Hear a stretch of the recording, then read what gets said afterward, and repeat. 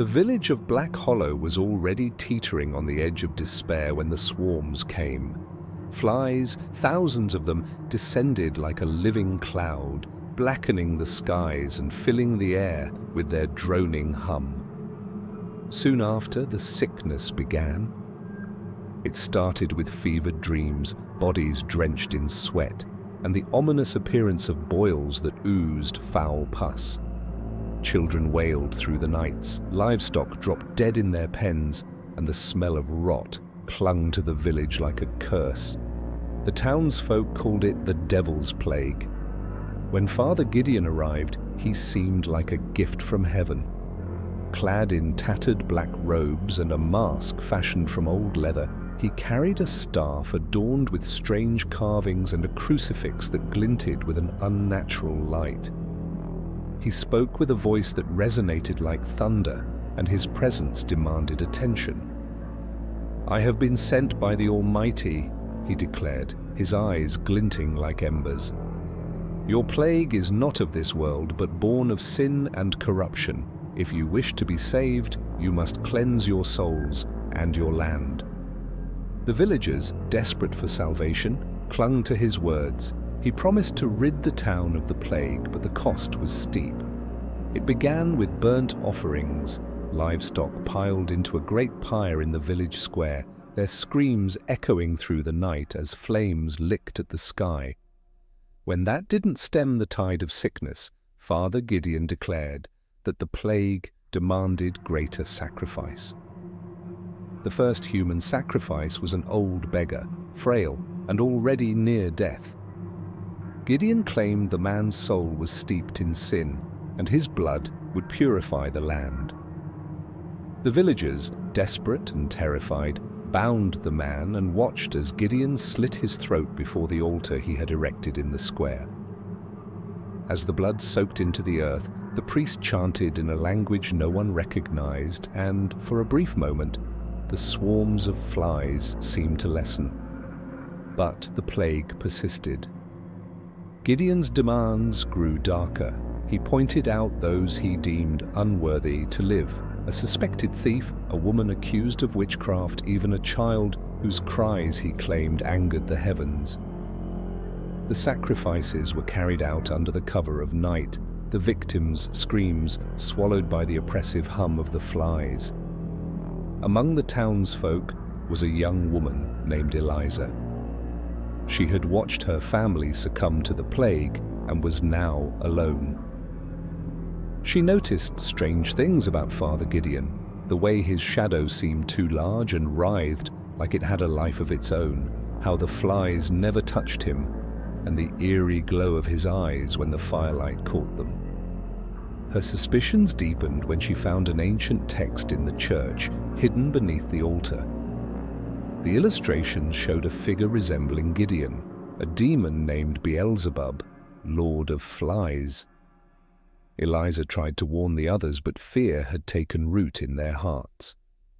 They refused to question the priest, terrified of incurring his wrath. Gideon, sensing her defiance, began to focus his attention on her. He accused her of harboring evil, marking her as the next sacrifice. Bound and dragged to the altar, Eliza felt the cold sting of a blade against her throat as Gideon's guttural chants filled the air. But Eliza had prepared. In the days before her capture, she had found a passage in the ancient text, a ritual to banish Beelzebub. As Gideon raised his knife, she whispered the incantation under her breath. The earth trembled, and a deafening roar split the air as the skies darkened further. The villagers watched in horror as Gideon's true form was revealed, a grotesque, insectoid beast with a bloated body and wings that buzzed like thunder. The townsfolk fled, but Eliza stood her ground. She completed the incantation, and the demon's shrieks of rage turned into howls of agony as he was consumed by flames. The swarm of flies dispersed, their master destroyed. The altar crumbled, and Gideon, now nothing more than a charred husk, collapsed into the dirt. Black Hollow was left scarred, its people broken and its fields barren. But the plague was gone. Eliza, bloodied but alive, walked away from the ruins of her town, vowing to never let her guard down again. She carried the ancient text with her, a grim reminder that evil could wear the face of salvation and that she alone had stood against it. It was an ordinary autumn day, crisp leaves crunching underfoot as Lily, Jake, Kara, and Ben wandered through a small-town yard sale. Among the antiques and dusty trinkets sat an odd, leather-bound book, its cover cracked and stained, its title etched in faded gold, Colina Mortis, the Feast of the Dead. The air around it seemed colder. "Check this out," Jake said, flipping through its brittle pages. The illustrations were grotesque, mutilated animals, rotting fruits, and strange symbols scrawled in dark ink. "It's perfect for Halloween." Despite the unease prickling her skin, Lily bought it. The elderly seller whispered as she handed over the book. "Be careful," she said, her voice quivering. "That's not just a book, it's an invitation." That night, back at Lily's house, the group gathered in her dimly lit kitchen, the book resting ominously on the counter. They laughed nervously as they flipped through its pages. "Look at this one," Kara said, pointing to a recipe called Festum Decaeus. The ingredients seemed simple enough: meat, herbs, and a peculiar spice labeled Mortuarium Salis. "It's just salt," Jake said with a shrug. "Let's do it." As they prepared the dish, an unsettling aroma filled the air, rich, sweet, and metallic, like copper and decay. Their laughter faded, replaced by an eerie silence. When the meal was ready, they gathered around the table, dimming the lights for atmosphere. The first bite was hesitant, the second ravenous. The flavors were otherworldly, unlike anything they had ever tasted. Sweetness mingled with bitterness, ecstasy with despair. They devoured every last bite, their hunger insatiable. And then the lights flickered. The air grew heavy, oppressive, pressing against their lungs. A low, buzzing hum filled the room, growing louder, more insistent. From the corner of the kitchen, shadows twisted and coiled, forming the shape of a figure, a towering, skeletal creature with hollow, glowing eyes and wings that seemed to drip darkness. Beelzebub. "Welcome," the demon hissed, his voice like the hum of flies, "to the feast of decay."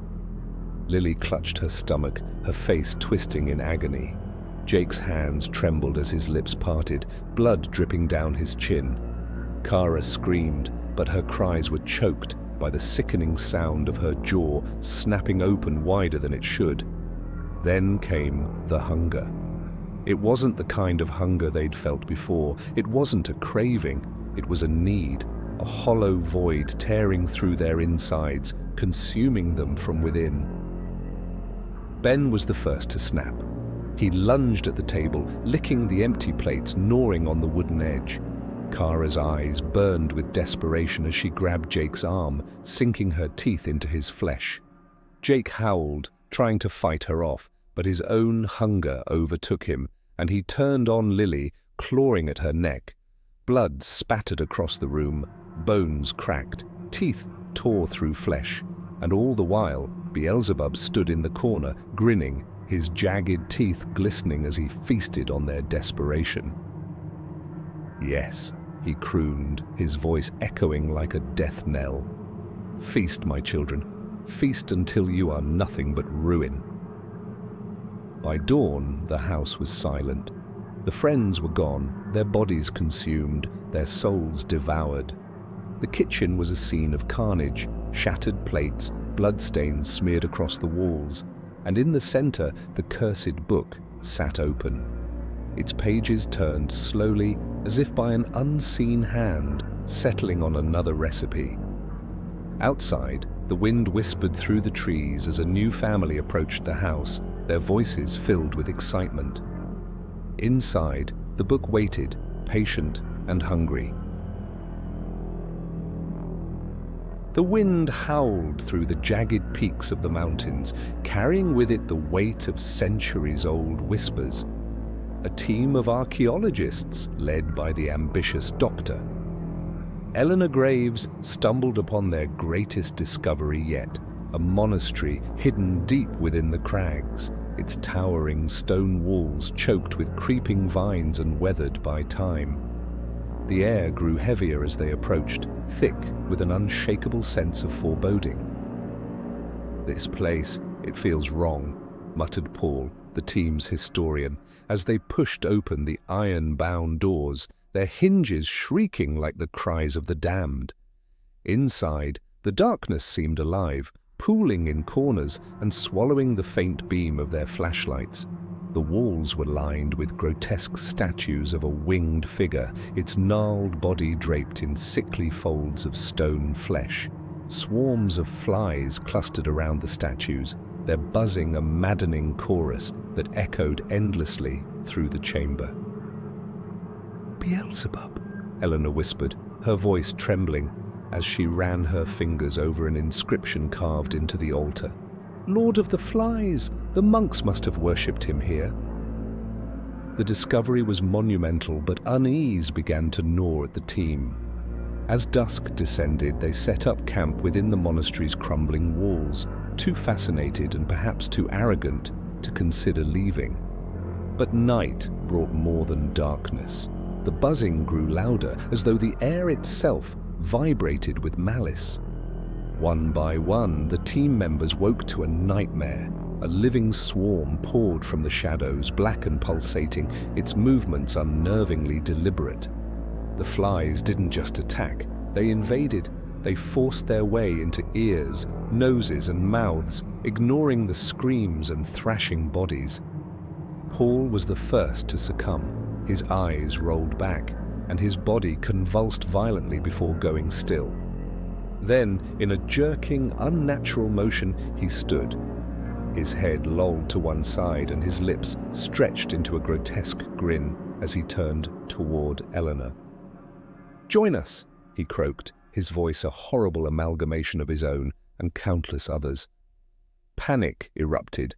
The team fled through the labyrinthine halls, but there was no escape.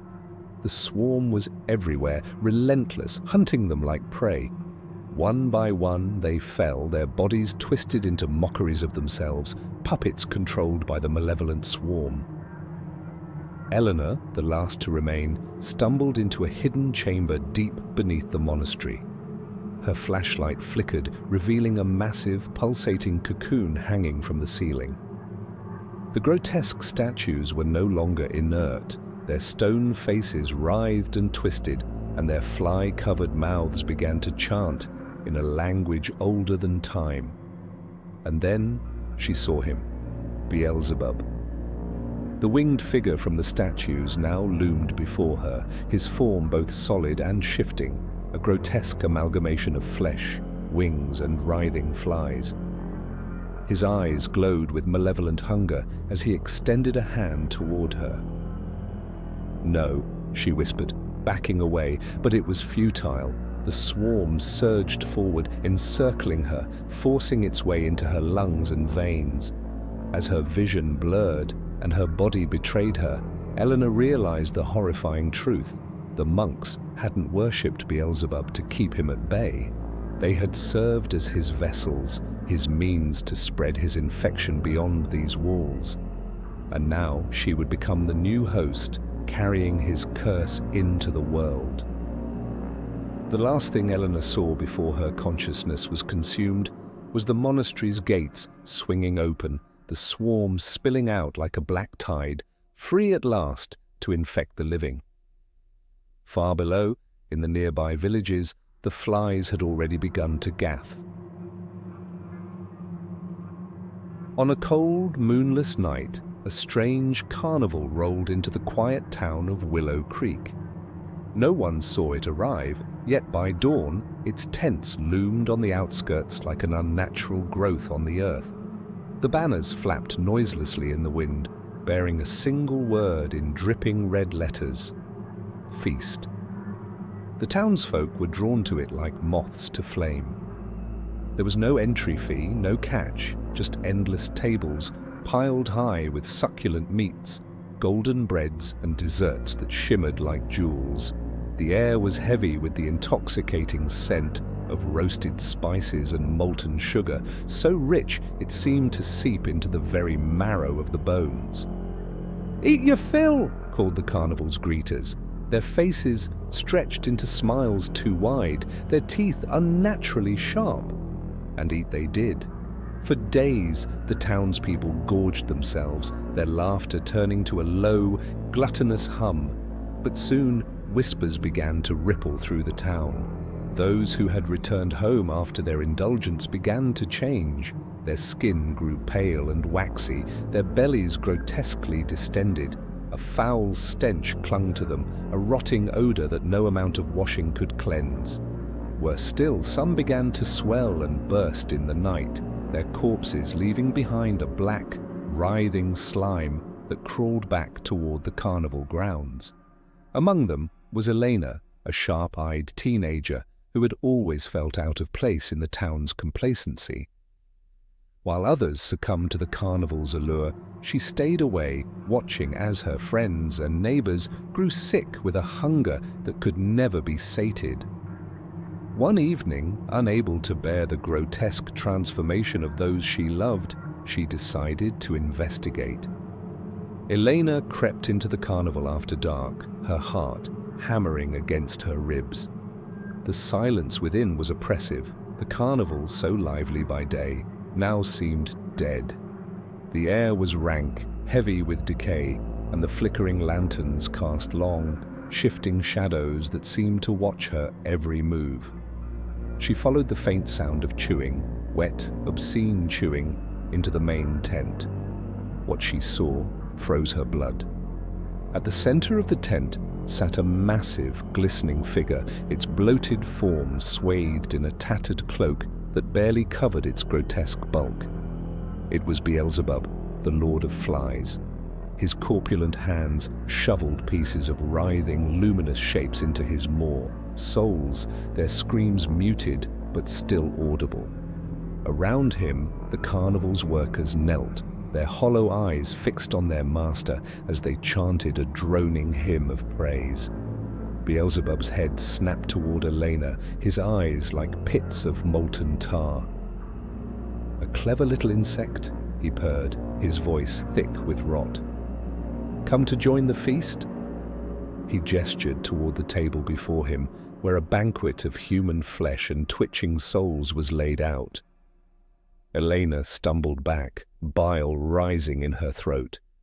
Her mind screamed for her to run, but she stood rooted to the spot as Beelzebub rose, his swollen body unfolding like a nightmare-given form.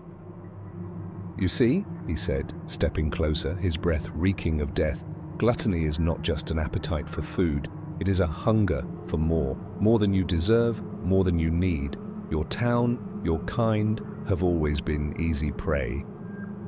Realizing she was out of time, Elena grabbed a lantern from a nearby table and hurled it at the monstrous figure. The tent erupted in flames, the fire spreading hungrily through the carnival. Screams filled the air as the workers and Beelzebub writhed in the inferno, their bodies melting like wax. But the flames did not stop the curse. As the carnival burned, the bloated corpses of the townsfolk began to rise, their eyes empty, their swollen bodies shuffling toward Elena. She ran, the acrid smoke choking her, knowing that the carnival might be destroyed, but its horrors would never leave her or her town. By morning, the carnival was gone, leaving only ashes and a town of walking husks. And Elena, the lone survivor, understood that gluttony had claimed more than just lives. It had devoured their souls. The smell of chemicals lingered in the dimly lit lab, an oppressive mix of bleach and ammonia that clung to the walls like a warning. Dr. Malcolm Graves had worked tirelessly for months, fueled by obsession and a loathing for pests. His experimental pesticide codenamed Exodus 9, was meant to be the ultimate solution, a chemical so potent that it could annihilate flies with just a whiff. The lab was cluttered with cages, test tubes, and glowing monitors displaying graphs of data. In the center of the room, a sealed containment unit buzzed with the frenzied movement of hundreds of flies. Their black bodies crawled over each other, their wings producing a low, sinister hum. "This is it," Malcolm whispered, his bloodshot eyes fixed on the vial in his trembling hand. He had tested Exodus 9 on cadavers of flies, but now it was time for the real experiment. He slid the vial into a dispersal chamber, sealing the containment unit. A click of a button released the gas into the swarm. At first, there was nothing but silence. The flies stilled, their wings stilling mid-buzz. Malcolm smirked triumphantly, watching their tiny bodies convulse and drop to the floor of the containment unit. But then something unnatural began to happen. The flies didn't die. Instead, their bodies twitched violently, splitting open in grotesque bursts. From within their tiny forms, something black and glistening began to emerge. Their legs elongated, bending unnaturally, and their wings grew jagged and serrated. The hum of their wings deepened into a droning roar that seemed to vibrate the very air in the room. Malcolm staggered back as the containment unit rattled violently. The reinforced glass began to crack, thin fissures spreading like spiderwebs. A chilling voice echoed through the room, layered and otherworldly, dripping with malice. "Foolish mortal," it hissed. "Did you think you could destroy what belongs to me?" The voice belonged to no man. It was ancient, vast, and carried the weight of countless tormented souls. Malcolm's heart raced as he realized what he had done. The flies were no longer flies. They were vessels. Through them, something much worse had arrived. The glass shattered, and the swarm erupted into the room like a black tide. The creatures were no longer insects, but abominations, half fly, half demon, their eyes glowing with hellish fire. They swarmed around Malcolm, their wings cutting the air like blades. A figure began to coalesce from the swarm, its form twisting and shifting like smoke. Horns curled from its head, and its face was a grotesque mockery of humanity, formed entirely of writhing flies. Beelzebub, the Lord of Flies, had come. "You sought to wipe out my children," the demon sneered, its voice reverberating through the lab. "But you have only given me dominion over this world." Malcolm screamed, swatting at the swarm with his hands, but it was futile. The flies descended on him, biting, stinging, tearing at his flesh.